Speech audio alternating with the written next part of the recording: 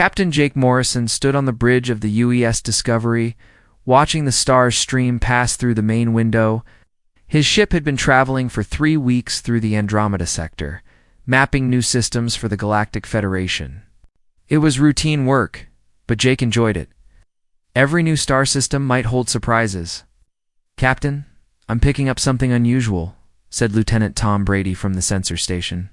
His voice carried excitement that made everyone on the bridge look up from their work. Jake walked over to Tom's station. A young officer pointed at his screen, which showed swirling patterns of energy readings. "Sir, there's a system about 2 light years ahead that's not on any of our charts." "But that's not the strange part." "What is the strange part?" Jake asked. "The energy signatures, sir. They're unlike anything in our database. The readings are so old they barely register on our equipment, but they're still active somehow." "Doctor?" Lisa Chang looked up from her research station. She was the ship's expert on alien cultures and languages. "How old are we talking about?" Tom checked his readings again. According to the decay patterns, at least 50,000 years, maybe older. The bridge fell silent. Most known civilizations in the galaxy were only a few thousand years old. Humans had only joined the Galactic Federation 200 years ago. Something that old would be ancient even by alien standards. "Set course for that system," Jake ordered. "Best speed." 2 days later, the Discovery dropped out of hyperspace near the 3rd planet of the unnamed system. The world looked dead from space, covered in gray dust and broken mountains. But the sensors told a different story. "Captain, I'm reading massive structures beneath the surface," reported Commander Alex Rivera, the ship's tactical officer. He was a careful man who trusted his instruments. "The construction is artificial, definitely not natural formations." Dr. Chang studied her own readings. "The electromagnetic patterns suggest the structures are still powered. Whatever built this place, their technology is still working after all these years." Jake made his decision quickly. "Prepare a landing party. Alex, Lisa, Tom, and myself. Full exploration gear." An hour later, their shuttle touched down on the planet's surface. The air was thin but breathable, though they kept their environmental suits on as a precaution. The landscape around them was empty except for strange rock formations that seemed too regular to be natural. "The entrance should be about half a mile that way," Dr. Chang said, checking her scanner. She led the team across the dusty ground toward what looked like a small hill. As they got closer, Jake realized the hill wasn't natural at all. It was made of some kind of dark metal that didn't reflect light properly. Strange symbols covered its surface, glowing faintly with internal light. "These markings," Dr. Cheng whispered, running her gloved hand over the symbols. "They're not like any language in the Federation database. But they feel familiar somehow." Tom found what looked like a doorway, though it had no visible controls. As he approached, the symbols began glowing brighter. The metal surface simply faded away, revealing a corridor that stretched down into darkness. "Well, that's inviting," Alex muttered, checking his weapon. The team entered the corridor carefully. Emergency lights activated as they walked, illuminating walls covered in more of the strange symbols. The corridor was wide enough for 10 people to walk side by side, and the ceiling disappeared into shadows above them. They walked for 20 minutes before the corridor opened into a vast chamber. Jake stopped and stared. The room was huge, easily the size of a city block.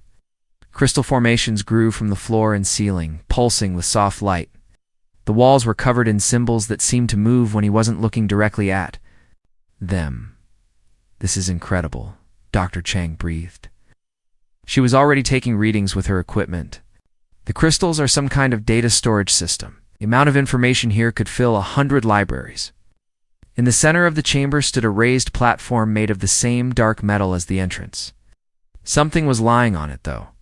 From this distance, it was hard to make out details. Cautiously, Jake ordered as they approached the platform. The figure on the platform looked humanoid, but wasn't human. It was tall and thin, with pale skin that seemed to glow faintly. Its hair was long and silver, and its ears were pointed like the elves from old Earth stories. It wore simple robes that looked like they were made from starlight. "Is it alive?" Tom asked quietly. Dr. Chang scanned the figure with her medical equipment. Vital signs are present, but very slow. It's like it's in some kind of deep sleep or stasis. As she spoke, the crystals around the chamber began pulsing faster. The symbols on the walls glowed brighter, and a low humming sound filled the air. The figure on the platform stirred. Its eyes opened slowly, revealing irises that shifted color like oil on water. It sat up gracefully and looked at the humans with an expression of mild surprise. "You are not what I expected," it said in accented, but clear galactic standard. Its voice was soft but carried the weight of great age. "We're explorers from the Galactic Federation," Jake said carefully. "I'm Captain Morrison. Can you understand us?" The being smiled slightly. "I understand many things, young captain. I am called Frieren. I have been waiting for your kind for a very long time." "Our kind?" Dr. Chang stepped forward. "You mean humans?" "I mean the young race that walks between stars with wonder in their hearts," Frieren replied. "My people called you the dreamers, who make dreams real." "Your people?" Alex asked. "Where are they?" Frieren's expression grew sad. "Gone. I am the last of the Eternals. We were the first to leave our world and explore the galaxy, but we made mistakes, and those mistakes cost us everything." The humming sound grew louder, and suddenly, a new light appeared in the chamber. It formed into the shape of a woman, but she was clearly made of energy rather than matter. She wore clothing that looked like it was woven from starlight, and her face was kind but mysterious. "The sleeper wakes at last," the energy being said. Her voice echoed strangely in the chamber, and brings with her the children of Terra. Jake felt a chill. The beings had been expecting humans specifically. "Who are you?" "I am Miss Rimiki," she replied. "I am the guardian of this place, the keeper of warnings, and the speaker of riddles. I have watched the galaxy turn for ages uncounted, waiting for those who might succeed where others have failed." "Succeed at what?" Dr. Chang asked. Miss Rimiki's form flickered like a candle flame. The shadow that devours light stirs again. The hungry dark reaches out from the spaces between spaces. The young must choose whether to stand and fight or to run and hide. Frieren stood from the platform, moving with fluid grace despite her apparent age. She speaks of the Void Seekers. "They are the reason my people built this place, the reason I have slept so long." "Void Seekers," Jake repeated. "Devourers of worlds, unmakers of reality," Miss Rimiki said. "They come not to conquer but to consume. They feed on the collapse of space and time itself." The chamber's lights dimmed suddenly, and new symbols appeared on the walls. These were different from the others, somehow darker and more threatening. "They have awakened," Frieren said quietly. "The Outer Rim colonies fall silent one by one. The Federation's ships report strange phenomena before they lose contact." Jake felt his blood run cold. "Are you saying there's a threat to the entire galaxy?" "It's not just a threat," Miss Rimiki replied. "Certainty unless the keys can be found. And the ancient ways remembered." "What keys?" Dr. Chang asked. "3 keys to lock the hungry dark," Miss Rimiki said in her riddling way. 3 trials for those who would stand against the infinite. 3 choices that will decide the fate of all who dream." Frieren looked at the humans with something that might have been hope. "My people tried and failed. Every civilization that has faced the Void Seekers has been consumed. To you humans, you are different. You adapt where others break. You hope where others despair." "Different how?" Jake asked. "You refuse to accept that some things cannot be changed," Frieren said simply. Refusal may be the galaxy's only hope." The platform began to glow, and more information flowed across the crystal formations. Jake realized they had stumbled into something far bigger than a simple exploration mission. The fate of every living being in the galaxy might depend on what happened next. Miss Rimiki's form began to fade. The first key lies where dying stars sing their final songs. The second, where time flows backward and forward at once. The third, in the heart of all things, where creation and destruction dance eternal. "Wait," Jake called out. But the energy being was already gone. Frieren placed a hand on Jake's shoulder. "She will return when needed. For now, We must prepare. Avoid. Seekers move slowly but inevitably. We have time, but not much. Jake looked around at his team, seeing his own determination reflected in their faces. They had come looking for routine survey data and instead found themselves at the center of a cosmic crisis. But that was what humans did best: face impossible odds and find a way through. The real adventure was just beginning. Captain Jake Morrison sat in his quarters aboard the HFY Discovery, staring at the reports on his desk. 3 days had passed since they discovered the ancient chamber, and the information they were learning changed everything he thought he knew.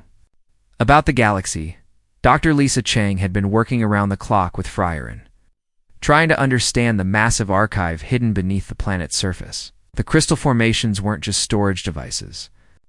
They were living libraries that contained the complete history of dozens of civilizations that no longer existed.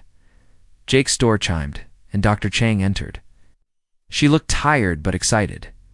"Captain, you need to see what we found. It's worse than we thought, but also more hopeful." They walked together to the main conference room, where Frieren was waiting. The ancient elf had adapted quickly to the ship's technology, though she seemed to prefer meditation to sleep. Commander Alex Rivera and Lieutenant Tom Brady joined them moments later. "Show them what you showed me," Dr. Chang said to Frieren. Frieren touched a small crystal device that Dr. Chang had brought from the archive.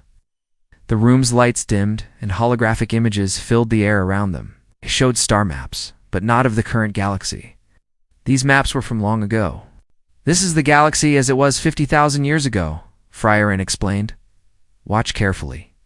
The hologram showed hundreds of civilizations spread across the galaxy. Some were familiar from Federation records, but most were completely unknown.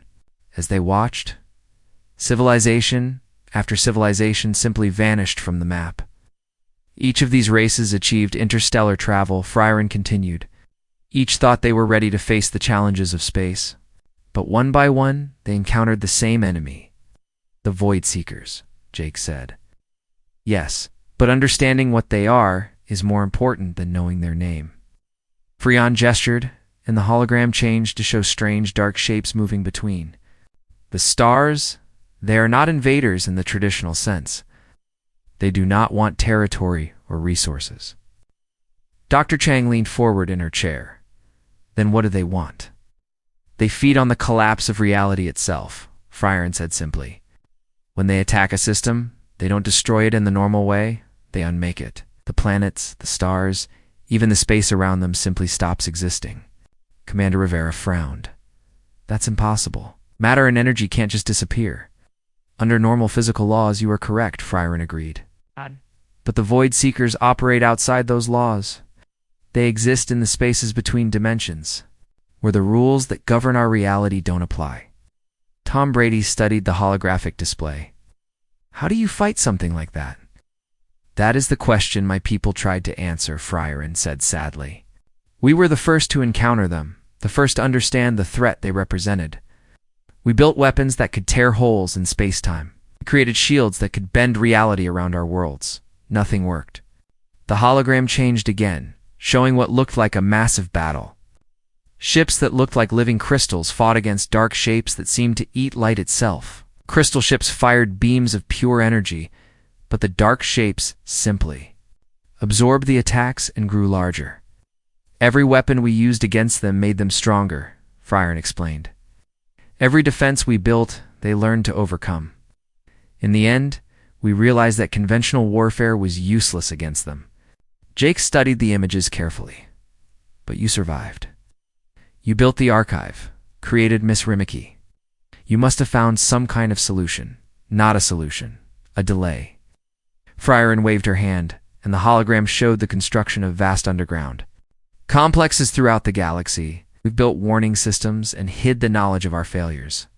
We hoped that someday a race would emerge that could succeed where we failed. And you think that race is humanity?" Dr. Chang asked. Before Frieren could answer, the ship's communication system activated. "Captain Morrison to the bridge immediately. Priority Alpha Emergency." Jake ran to the bridge, followed by his officers. The main screen showed Captain Lisa Martinez of the Federation cruiser UFS Vigilant. She looked frightened, which was unusual for the normally calm officer. Jake! God, we need to talk immediately. Secure channel. Jake activated the ship's privacy shields. What's wrong, Lisa?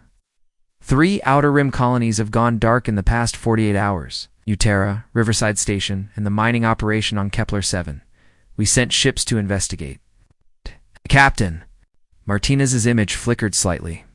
The Henderson reached New Terra 6 hours ago. The entire system is gone, Jake. Not destroyed. Gone. Empty space where a star system used to be. The bridge crew exchanged worried glances. Commander Rivera stepped forward. Captain Martinez, when you say gone, what exactly do you mean? I mean, there's nothing there. No debris, no radiation, no gravitational effects. It's like the system never existed. The only reason we know it was there is because we have records of it. Dr. Chang felt a chill run down her spine. Captain, we need to tell you what we've learned here. Over the next hour, they explained everything to Captain Martinez and, through her, to Federation Command. The existence of Frieren, the ancient archive, and the threat of the Void Seekers. The response was exactly what Jake expected. They don't. Believe us, he said, after the communication ended. I think we've encountered some new alien weapon, not an ancient cosmic threat. Frieren had been listening to the entire conversation. They will believe when more systems disappear. By then, it may be too late to act. How long do we have? Commander Rivera asked. The Void Seekers move slowly between attacks, Frieren replied. They seem to feed on each system they consume, growing stronger before moving to the next. Based on their historical patterns, we have perhaps 3 months before they reach the inner colonies. Dr. Chang was studying data from the archive on her tablet. Frieren, you mentioned that Miss Rimiki was created as a guide for future civilizations? What exactly did your people program her to do? She was designed to identify species with the potential to succeed against the Void Seekers. Every race that achieved interstellar travel was tested, though most never realized it. Tested how? Jake asked. Through challenges that revealed their fundamental nature. How they solved problems, how they treated each other, how they responded to the impossible. Frieren paused. Humans are the first species she has deemed worthy of receiving the keys. Tom Brady looked up from his station. Captain, I'm detecting energy signatures similar to the archive. There are structures activating throughout the galaxy. The network awakens, Frieren said. Other sleeping archives are responding to our discovery. Miss Rimiki is preparing the path forward, as if summoned by her name, the air in the conference. Rooms shimmered, and the energy being appeared. Miss Rimiki looked the same as before, composed of shifting light and stardust. The children of Terra have heard the first warning, she said in her musical voice. Now comes the time of choosing. Will you flee from the hungry dark, or will you stand and face what comes? Jake stood up. We'll fight. We need to understand what we're fighting against, and what weapons we can use. The first key lies beyond the veil of dying stars, Miss Rimiki said, where the quantum resonance core sleeps in its tomb of metal and regret. But beware, for the path is guarded by the failures of those who came before. More riddles, Commander Rivera muttered. Miss Rimiki turned to him. Riddles contain truth that direct speech cannot carry. Location of the first key cannot be spoken plainly, for the Void Seekers have learned to hear across the void. But those who think with their hearts as well as their minds will understand. Dr. Chang had been taking notes frantically. Quantum resonance core.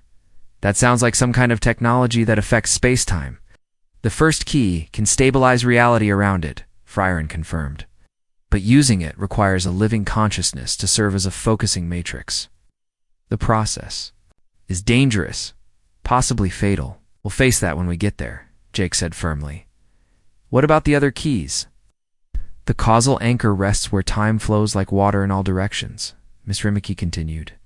And the Genesis matrix waits in the heart of all creation, where the first light still burns. Tom Brady was running the riddles through the ship's database. Captain, I think I know where the first key is. There's a derelict space station in the Omega Nebula, orbiting a dying red giant. The star's gravitational field creates quantum fluctuations that match the description. That's a 3-day journey from here, Commander Rivera noted. Jake made his decision quickly. set course for the Omega Nebula. Dr. Chang continued working with Frieren to understand the archive. Alex, prepare the crew for what might be a dangerous mission. As the crew dispersed to their duties, Frieren approached Jake privately. Captain, there is something else you should know. The reason no other species has succeeded against the Void Seekers is not because they lacked courage or strength. Then, what was it? They lacked the ability to change? When faced with an enemy that operates outside all known rules, most species try to apply their existing knowledge and methods. They become more of what they already are. Jake considered this, and humans are different. Humans adapt, when one approach fails, you try another. When logic fails, you use intuition. When strength fails, you use cleverness. This flexibility may be your greatest weapon. The EU's Discovery dropped out of hyperspace near the dying red giant star in the Omega Nebula. Captain Jake Morrison stood on the bridge, watching the massive orange sun pulse with weak light. The star was old and tired, slowly burning through. The last of its fuel. There it is, Lieutenant Tom Brady announced from his station.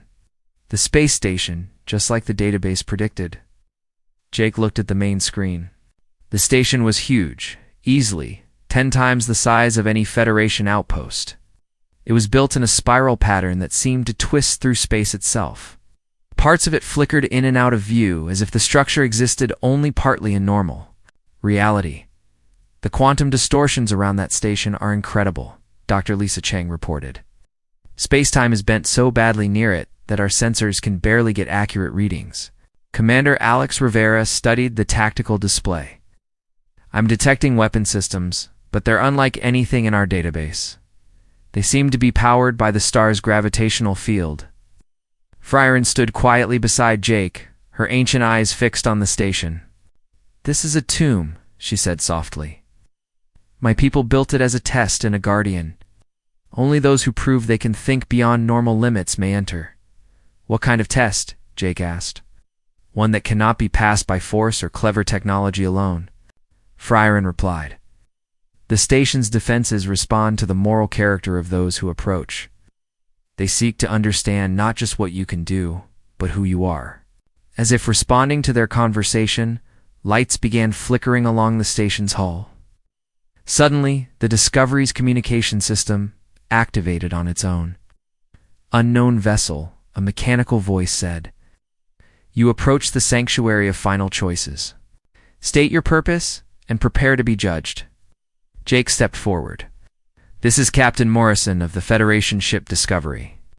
We seek the quantum resonance core to defend the galaxy against the Void Seekers.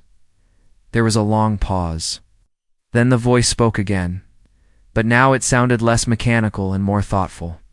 The Sleeper's children come at last. You may approach. But know this, the path to the core requires 3 trials.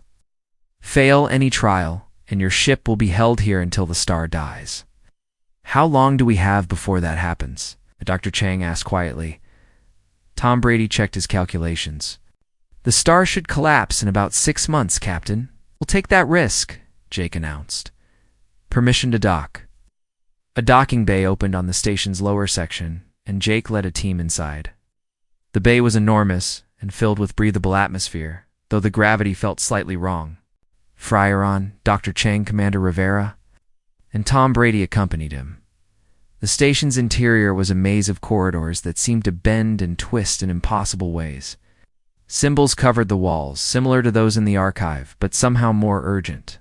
They pulsed with light that matched the rhythm of the dying star outside.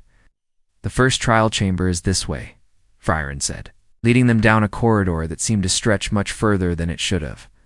Remember these tests. Judge your character more than your abilities. They entered a large circular room with a raised platform in the center. On the platform sat a complex device that looked like a cross between a computer and a sculpture. It hummed with energy and holographic displays flickered around it. Welcome to the trial of sacrifice, the station's voice announced. Before you lies a choice that has no perfect answer. Choose wisely, for the lives of many hang in the balance. Holographic displays activated, showing a star system with 5 inhabited planets. Each planet showed signs of advanced civilization, with billions of people living on each world. This system faces destruction, the voice continued. The star will explode in 1 hour. You have the power to save only one planet. The others will be lost. Which do you choose? The displays showed more details about each planet. The first had the largest population, but was mostly cities. The second had fewer people, but preserved most of the system's art and culture. The third was home to the system's government and military leaders. The fourth contained the major universities and research centers. The fifth was mostly farms that fed the other planets. This is impossible, Commander Rivera said.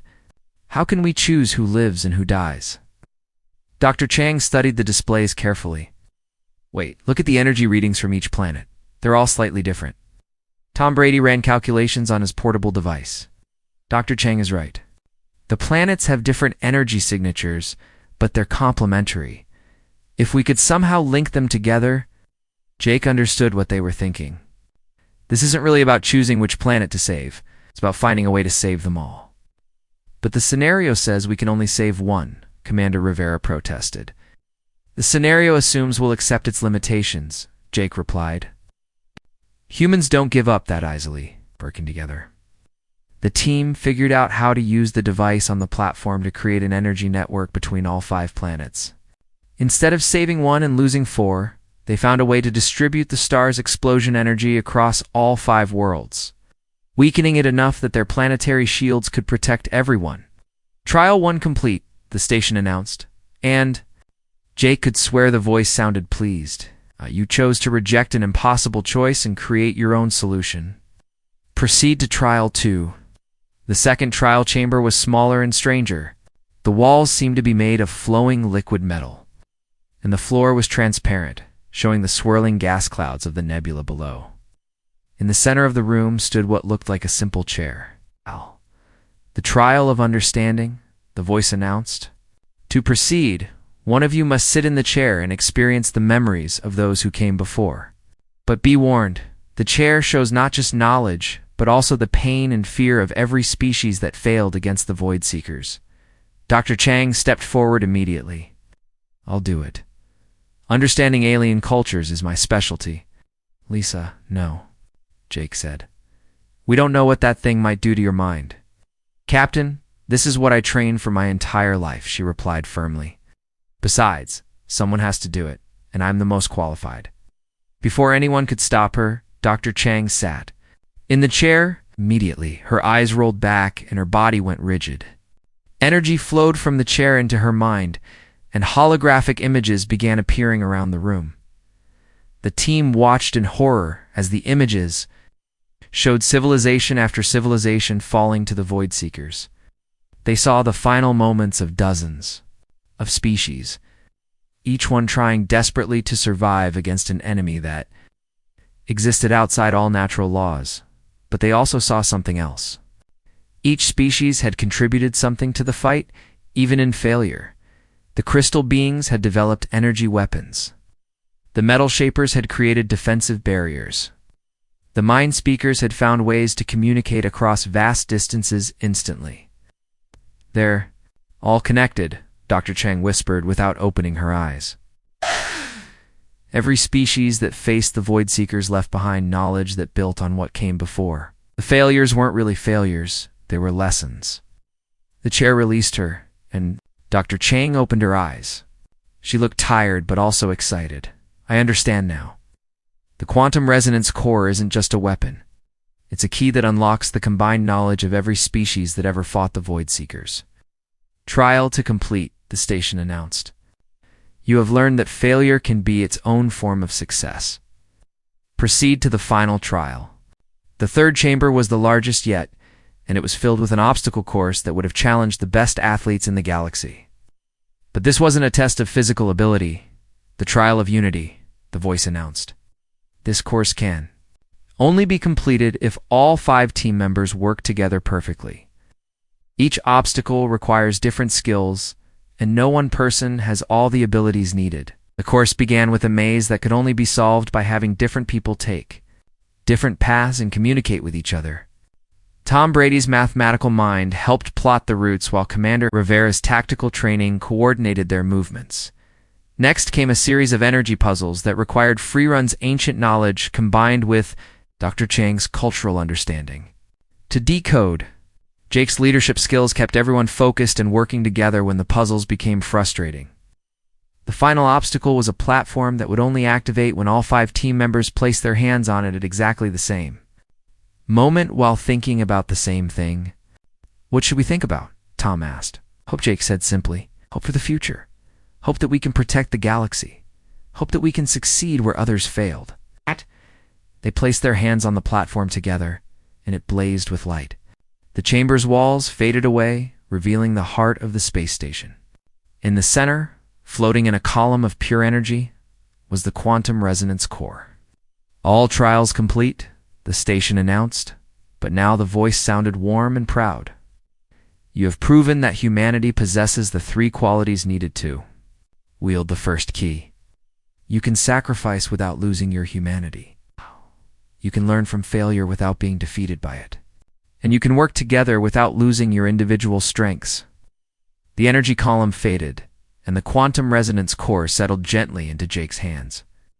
It was smaller than he expected, about the size of a baseball, but it pulsed with incredible power. "How do we use it?" Commander Rivera asked. Frieren stepped forward and placed her hand on the device. "It requires a living consciousness to focus its power." Captain Jake Morrison stood on the bridge of the UES Discovery, watching the emergency reports stream in from across the galaxy. In the 3 weeks since they had retrieved the first key, 7 more star systems had simply vanished. The Federation fleet was in chaos, trying to fight an enemy they couldn't understand. "Captain Martinez is requesting immediate communication," Lieutenant Tom Brady announced from his station. The main screen activated, showing Captain Lisa Martinez of the UFS Vigilant. She looked exhausted and frightened. Behind her, Jake could see crew members running back and forth in panic. "Jake, thank God you're there," she said quickly. "We just came back from the Centauri sector.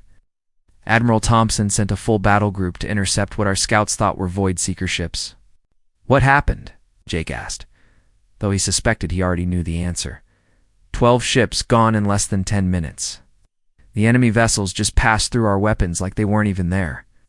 When they fired back, entire sections of our ships simply stopped existing. Not destroyed, Jake. They just weren't there anymore. Dr. Lisa Chang leaned forward. "Captain Martinez, did you record the attack? We need to understand how their weapons work." "That's the problem. Our sensors couldn't even detect the enemy ships properly. They showed up as empty space, but empty. Space that moved and attacked?" Captain Martinez rubbed her temples. "Admiral Thompson is calling for a full retreat to the inner systems."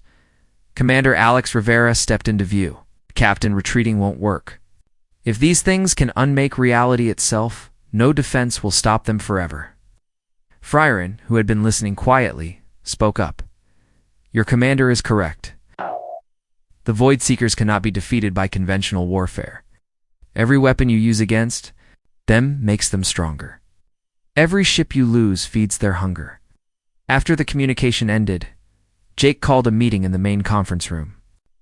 Frieren had been working with Dr. Chang to understand the quantum resonance core, and they had learned disturbing things about how it worked.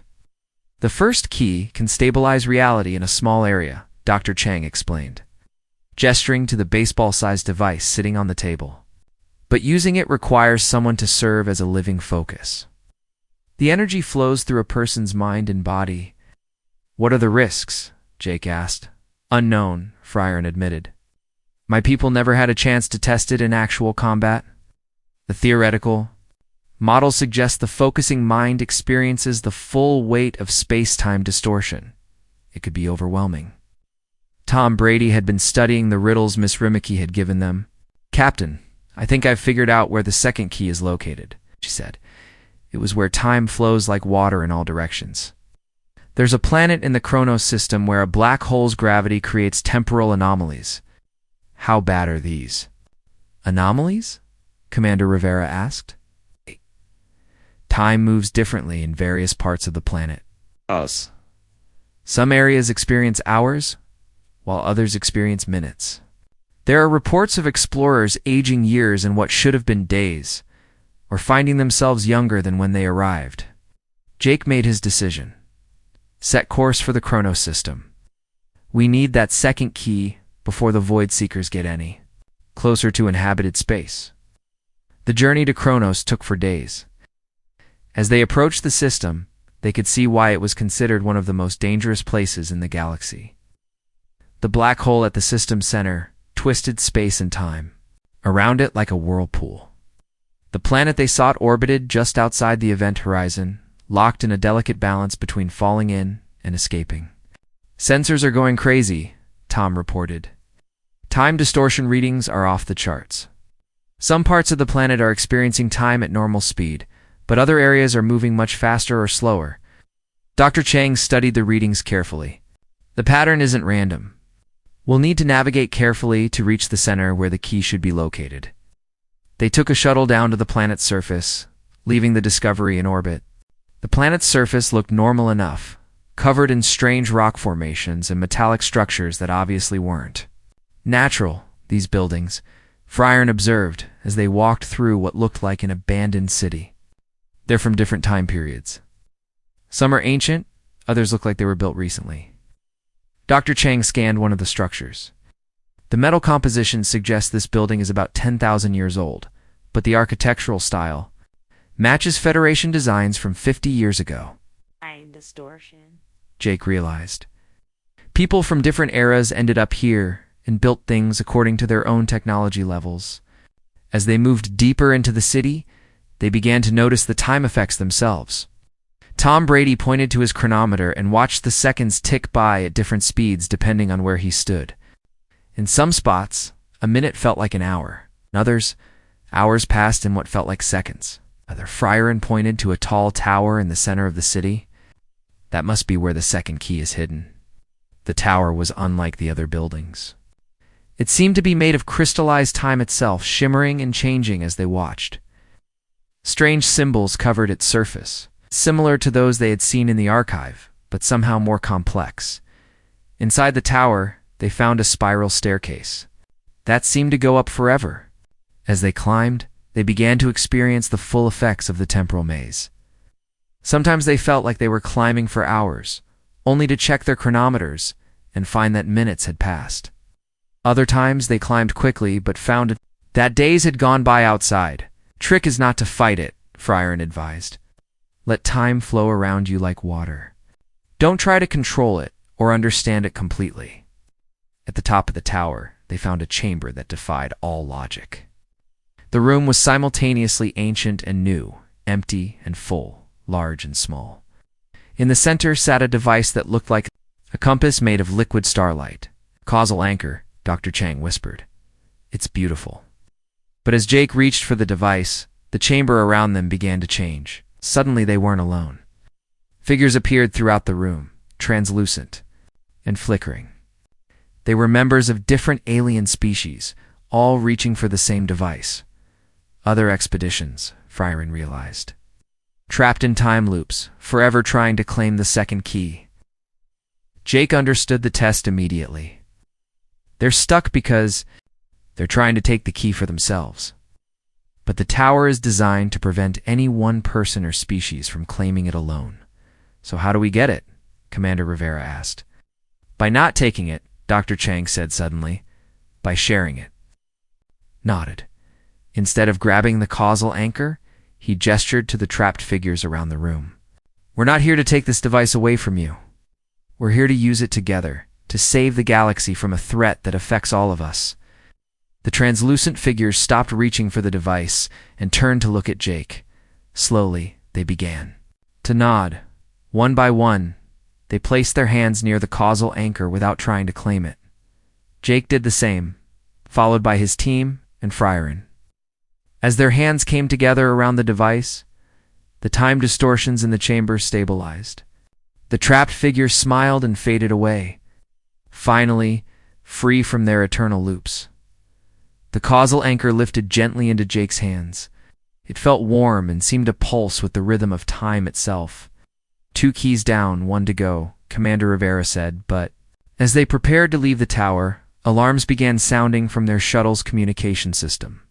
Tom Brady activated the emergency channel, and Captain Martinez's voice crackled through. "Jake, wherever you are, you need to get back immediately. The Void Seekers have changed their pattern. They're not moving slowly anymore. 3 fleets just appeared at the edge of Federation space, and they're heading straight for Earth." The team exchanged worried looks. They had the first 2 keys, but the third was supposed to be in the galactic core itself. That was weeks of travel time, even at maximum speed. "There's something else," Captain Martinez continued. "We've been analyzing the energy signatures from the Void Seeker attacks. Jake, these things aren't just random destroyers. They're organized, intelligent, and they're learning from every battle." As they rushed back to their shuttle, Frieren shared something that chilled Jake to the bone. "There's something about the Void Seekers that I never told you. They are not just enemies from outside our galaxy. I like it. They are what became of the first species to achieve true transcendence." "What do you mean?" Dr. Chang asked as they lifted off. "From the planet. Long ago, before my people, before any known civilization, was a race that tried to become beings of pure thought and energy. They succeeded, but in doing so, they lost their connection to physical reality. They became hungry for the substance they had abandoned, and that hunger transformed them into devourers." Jake felt a chill as they returned to the Discovery. They weren't just fighting an alien invasion. They were fighting the corrupted remains of a species that had tried to become gods, and instead became monsters. The race to the galactic core was about to begin, and the fate of every living thing in the galaxy hung in the balance. But Jake had learned something important from their trials. They won by refusing to give up and by working together when everything seemed hopeless. The UES Discovery raced through hyperspace toward the galactic core, pushing its engines beyond safe limits. Captain Jake Morrison stood on the bridge watching the star density increase as they approached the center of the galaxy. Behind them, reports continued to arrive about Void Seeker fleets, destroying everything in their path. "How much time do we have?" Jake asked. Lieutenant Tom Brady checked his calculations. "At their current speed, the Void Seekers will reach Earth in 18 hours. We need 12 hours to get to the galactic core." Dr. Lisa Chang was working frantically with the 2 keys they had already recovered. The quantum resonance core and the causal anchor sat on the main console, both pulsing with strange energy. "I think I understand how they work together.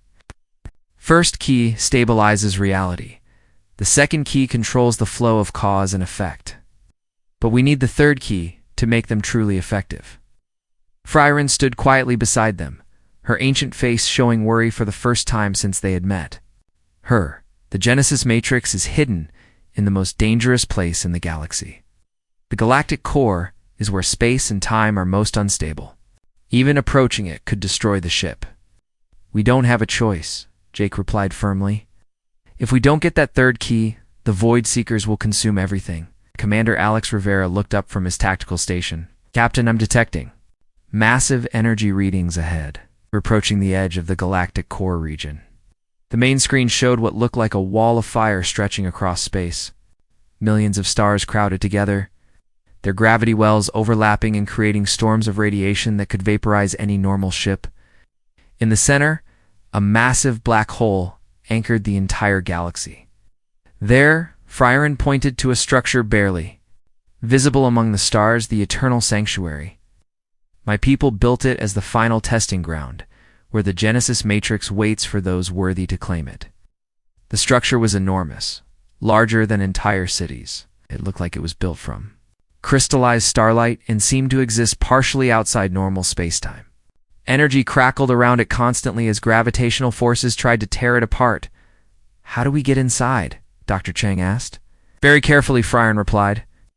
"The sanctuary will only open for those who understand the deepest truth about existence itself. My people failed this test because they tried to transcend their physical nature completely."